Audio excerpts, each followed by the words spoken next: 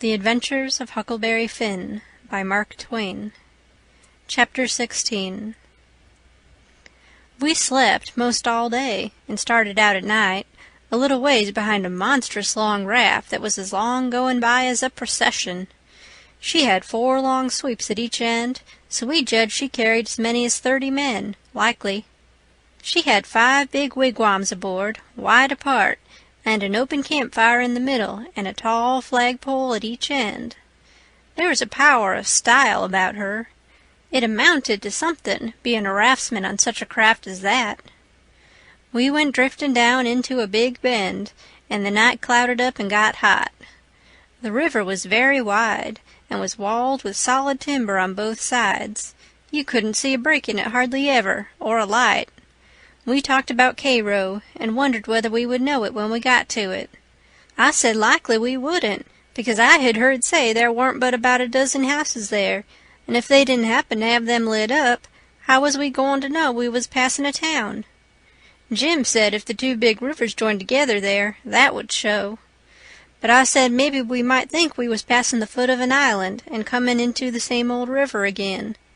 That disturbed Jim, and me too. So the question was, what to do? I said, paddle ashore the first time a light showed, and tell them Pap was behind, comin' along with a trading scow, and was a green hand at the business and wanted to know how far it was to Cairo. Jim thought it was a good idea, so we took a smoke on it and waited. There warn't nothing to do now but to look out sharp for the town, and not pass it without seeing it. He said he'd be mighty sure to see it, because he'd be a free man the minute he seen it, but if he missed it he'd be in a slave country again, and no more show for freedom.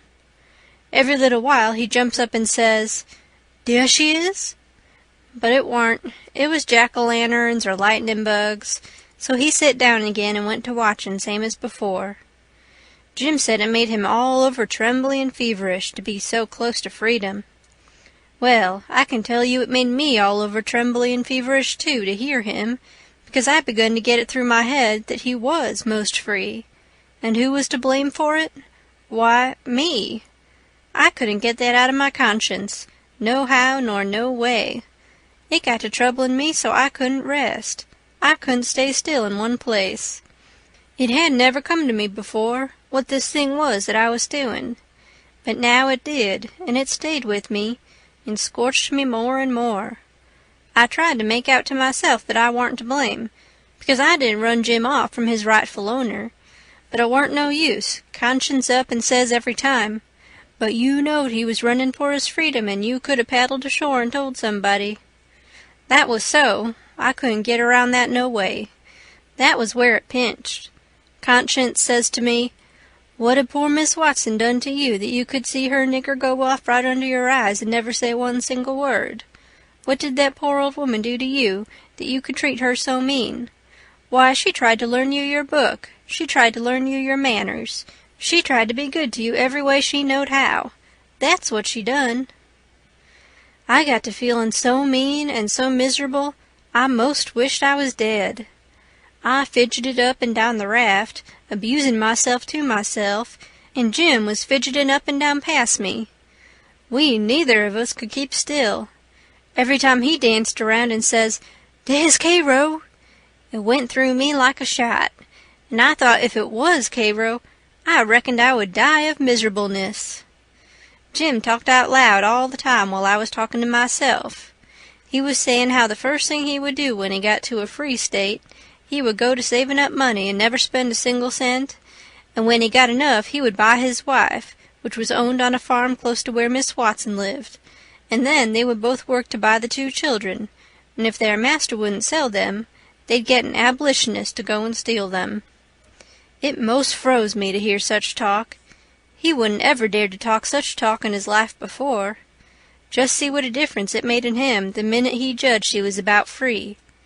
It was accordin' to the old sayin', "Give a nigger an inch, and he'll take an ell." Thinks I, this is what comes of my not thinkin'. Here was this nigger, which I had as good as helped to run away, comin' right out flat-footed and sayin' he would steal his children that belonged to a man I didn't even know, a man that hadn't never done me no harm. I was sorry to hear Jim say that. It was such a lowering of him. My conscience got to stirring me up hotter than ever, until at last I says to it, "Let up on me. It ain't too late yet. I'll paddle ashore at the first light and tell." I felt easy and happy and light as a feather right off. All my troubles was gone. I went to looking out sharp for a light and sort of singing to myself. By and by one showed. Jim sings out, "We safe, Huck, we safe. Jump up and crack your heels. That's the good old Cairo at last. I just knows it." I says, "I'll take the canoe and go and see, Jim. It mightn't be, you know." He jumped and got the canoe ready and put his old coat in the bottom for me to set on and give me the paddle, and as I shoved off he says, "Pooty soon I'll be a-shouting for joy, and I'll say, 'It's all on accounts of Huck. I's a free man, and I couldn't never been free if it hadn't been for Huck. Huck done it. Jim won't ever forget you, Huck. You's the best friend Jim's ever had, and you's the only friend old Jim's got now." I was paddling off all in a sweat to tell on him, but when he says this, it seemed to kind of take the tuck all out of me. I went along slow then, and I warn't right down certain whether I was glad I started or whether I warn't. When I was 50 yards off, Jim says, "There you goes, the old true Huck, the only white gentleman that ever kept his promise to old Jim." Well, I just felt sick, but I says I got to do it. I can't get out of it. Right then along comes a skiff with 2 men in it with guns, and they stopped and I stopped. One of them says, "What's that yonder?" "A piece of a raft," I says. "Do you belong on it?" "Yes, sir." "Any men on it?" "Only one, sir." "Well, there's 5 niggers running off tonight up yonder, above the head of the bend. Is your man white or black?" I didn't answer up prompt. I tried to, but the words wouldn't come. I tried for a second or two to brace up and out with it, but I warn't man enough, hadn't the spunk of a rabbit. I see I was weakening, so I just give up trying and up and says, "He's white." "I reckon we'll go and see for ourselves." "I wish you would," says I, "because it's Pap that's there, and maybe you'd help me tow the raft ashore, where the light is. He's sick, and so is Ma'am and Mary Ann." "Oh, the devil! We're in a hurry, boy, but I suppose we've got to. Come, buckle to your paddle, and let's get along." I buckled to my paddle, and they laid to their oars. When we had made a stroke or two, I says, "Pap'll be mighty obleeged to you, I can tell you. Everybody goes away when I want them to help me tow the raft ashore, and I can't do it by myself." "Well, that's infernal mean. I'd, too. Say, boy, what's the matter with your father?" "It's well, it ain't anything much." They stopped pulling. It weren't but a mighty little ways to the raft now. One says, "Boy, that's a lie. What is the matter with your pap? Answer up square now, and it'll be the better for you." "I will, sir, I will, honest, but don't leave us, please. It's the gentlemen, if you'll only pull ahead and let me leave you the headline, you won't have to come near the raft. Please do." "Set her back, John, set her back," says one. They backed water. "Keep away, boy, keep to leeward. Confound it, I just expect the wind has blowed it to us. Your pap's got the smallpox, and you know it precious well. Why didn't you come out and say so? Do you want to spread it all over?" "Well," says I, a-blubbering, "I've told everybody before, and they just went away and left us." "Poor devil, there's something in that. We are right down sorry for you, but well, hang it, we don't want the smallpox, you see. Look here, I'll tell you what to do. Don't you try to land by yourself, or you'll smash everything to pieces. You float along down about 20 miles, and you'll come to a town on the left-hand side of the river. It will be long after sun-up then, and when you ask for help, you tell them your folks are all down with chills and fever. Don't be a fool again and let people guess what is the matter. Now, we're trying to do you a kindness, So you just put 20 miles between us. That's a good boy. It wouldn't do any good to land yonder where the light is. It's only a wood yard. Say, I reckon your father's poor, and I'm bound to say he's in pretty hard luck. Here, I'll put a $20 gold piece on this board, and you get it when it floats by. I feel mighty mean to leave you, but my kingdom, it won't do to fool with smallpox, don't you see? Hold on, Parker, says the other man. Here's a 20 to put on the board for me. Good-bye, boy. You do as Mr. Parker told you, and you'll be all right. That's so, my boy. Good-bye, good-bye. If you see any runaway niggers, you can help and nab them, and you can make some money by it. Good-bye, sir, says I. I won't let no runaway niggers get by me if I can help it. They went off, and I got aboard the raft, feeling bad and low, because I knowed very well I had done wrong, and I see it warn't no use for me to try to learn to do right. A body that don't get started right when he's little ain't got no show. When the pinch comes, there ain't nothing to back him up and keep him to his work, and so he gets beat. Then I thought a minute and says to myself, hold on. Suppose you'd 'a done right and give Jim up. Would you felt better than what you do now? No, says I, I'd feel bad. I'd feel just the same way I do now. Well then, says I, what's the use you learning to do right when it's troublesome to do right and ain't no trouble to do wrong and the wages is just about the same? I was stuck. I couldn't answer that, so I reckoned I wouldn't bother no more about it. But after this, always do whichever come handiest at the time. I went into the wigwam. Jim warn't there.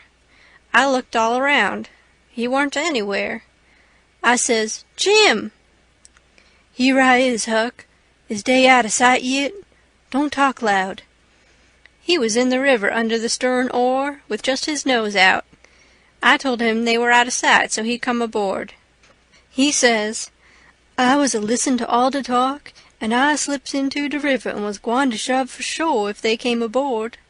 Then I was gwine to swim to the raft again when they was gone. But lawsy, how you did fool 'em, Huck. That was the smartest dodge. I tell you, child, I spec it save old Jim. Old Jim ain't going to forget you for that, honey. Then we talked about the money. It was a pretty good raise, $20 apiece. Jim said we could take deck passage on a steamboat now, and the money would last us as far as we wanted to go in the Free States. He said 20 mile more weren't far for the raft to go, but he wished we was already there. Towards daybreak we tied up, and Jim was mighty particular about hiding the raft good. Then he worked all day fixing things in bundles and getting all ready to quit rafting. That night about 10, we hove in sight of the lights of a town away down in the left-hand bend. I went off in the canoe to ask about it. Pretty soon I found a man out in the river with a skiff, setting a trot line. I ranged up and says, Mister, is that town Cairo? Cairo, no. You must be a blame fool. What town is it, mister? If you want to know, go and find out. If you stay here bothering me for about half a minute longer, you'll get something you won't want. I paddled to the raft. Jim was awful disappointed, but I said never mind. Cairo would be the next place, I reckoned. We passed another town before daylight, and I was going out again, but it was high ground, so I didn't go. No high ground about Cairo, Jim said. I had forgot it. We laid up for the day on a towhead, tolerable close to the left-hand bank. I begun to suspicion something. So did Jim. I says, maybe we went by Cairo in the fog that night. He says, don't let's talk about it, Huck. Po' niggers can't have no luck. I always suspected that rattlesnake skin warn't done with its work. I wish I'd never seen that snakeskin, Jim. I do wish I'd never laid eyes on it. It ain't your fault, Huck. You didn't know. Don't you blame yourself about it. When it was daylight, here was the clear Ohio water inshore, sure enough, and outside was the old regular muddy. So it was all up with Cairo. We talked it all over. It wouldn't do to take to the shore. We couldn't take the raft up the stream, of course. There warn't no way but to wait for dark and start back in the canoe and take the chances. So we slept all day amongst the cottonwood thicket, so as to be fresh for the work, and when we went back to the raft about dark, the canoe was gone. We didn't say a word for a good while. There warn't anything to say. We both knowed well enough it was some more work of the rattlesnake skin, so what was the use to talk about it? It would only look like we was finding fault, and that would be bound to fetch more bad luck, and keep on fetching it too, till we knowed enough to keep still. By and by we talked about what we better do, and found out there warn't no way but to go along down with the raft till we got a chance to buy a canoe to go back in. We warn't going to borrow it when there warn't anybody around, the way Pap would do, for that might set people after us. So we shoved out after dark on the raft. Anybody that don't believe yet that it's foolishness to handle a snakeskin, after all that snakeskin done for us, will believe it now if they read on and see what more it done for us. The place to buy canoes is off of rafts laying up at shore, but we didn't see no rafts laying up, so we went along during 3 hours and more. Well, the night got gray and rather thick, which is the next meanest thing to fog. You can't tell the shape of the river, and you can't see no distance. It got to be very late and still, and then along comes a steamboat up the river. We lit the lantern and judged she would see us. Upstream boats don't generally come close to us. They go out and follow the bars and hunt for easy water under the reefs. But nights like this, they bull right up the channel against the whole river. We could hear her pounding along, but we didn't see her good till she was close. She aimed right for us. Often they do that and try to see how close they can come without touching. Sometimes the wheel bites off a sweep, and then the pilot sticks his head out and laughs, and thinks he's mighty smart. Well, here she comes, and we said she was going to try and shave us, but she didn't seem to be shearing off a bit. She was a big one, and she was coming in a hurry, too, looking like a black cloud with rows of glowworms round it. But all of a sudden she bulged out, big and scary, with a long row of wide-open furnace doors shining like red-hot teeth, and her monstrous bows and guards hanging right over us. There was a yell at us, and a jingling of bells to stop the engines, a pow-wow of cussing and whistling of steam, and as Jim went overboard on one side and I on the other, she come smashing straight through the raft. I dived, and aimed to find the bottom, too, for a 30-foot wheel had got to go over me, and I wanted it to have plenty of room. I could always stay under water a minute. This time I reckon I stayed under a minute and a half. Then I bounced for the top in a hurry, for I was nearly bustin'. I popped out to my armpits and blowed the water out of my nose and puffed a bit. Of course there was a booming current, and of course that boat started her engines again 10 seconds after she stopped them, for they never cared much for raftsmen. So now she was churning along up the river, out of sight in the thick weather, though I could hear her. I sung out for Jim about a dozen times, but I didn't get any answer, so I grabbed a plank that touched me while I was treading water, and struck out for shore, shoving it ahead of me. But I made out to see that the drift of the current was towards the left-hand shore, which meant that I was in a crossing, so I changed off and went that way. It was one of these long, slanting 2-mile crossings, so I was a good long time in getting over. I made a safe landing and clumb up the bank. I couldn't see but a little ways, but I went poking along over rough ground for a 1/4 mile or more, and then I run across a big old-fashioned double-log house before I noticed it.